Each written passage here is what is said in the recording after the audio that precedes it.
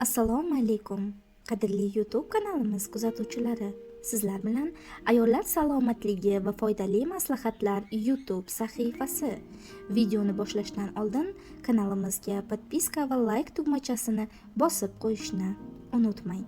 Demak, bugungi mavzu islomiy kalendar asosida homila jinsini aniqlashdir. Unutmang, barchasi Allohdan, bu bir qiziqish uchun chiqarilgan, ayollardan umumlashtirilgan holatdagi taxminiy homila jinsini aniqlash usulidir.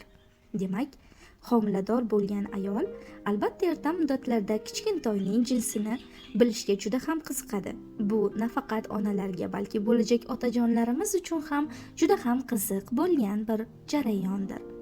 Demak, islomiy kalendar orqali homilani istalgan muddatda aniqlash mumkin. Ya'ni 1 haftalik, 2 haftalik, 30 haftalik, 20 haftalik, buni farqi yo'q.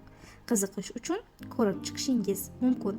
Video davomida sizga islomiy kalendarni va bu asosida taxminiy biror ayolni homilasini jinsini aniqlab beraman. Shuning uchun videoni oxirigacha kuzating va o'tkazib yubormang.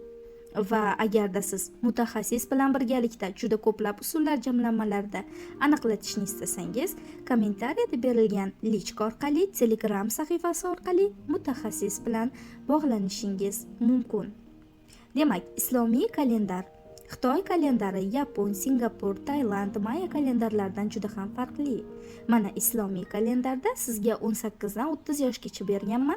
Islomiy kalendarda esa 45-48 yoshgacha aniqlash mumkin.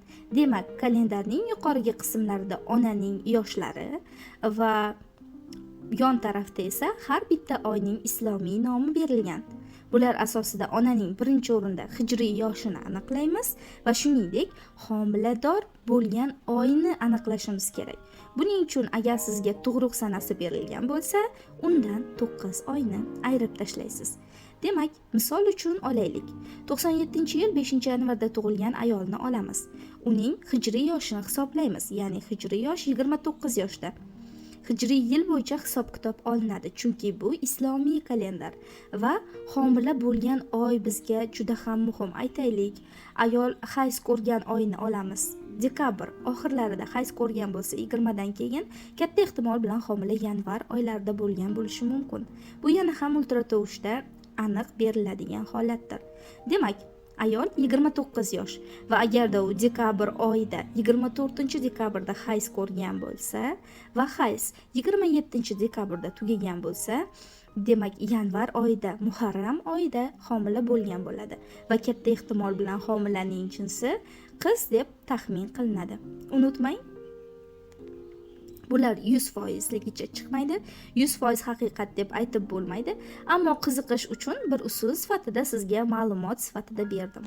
Niyatimiz har bir onajonlarimiz homila xoh o'g'il bo'lsin, xoh qiz, Alloh eng xayrlisini beradi. Eng muhimi sog'lom, fayzli, barokatli va har doim ota-onasiga duo olib keladigan el-yurt xizmatidagi aziz farzand bo'lib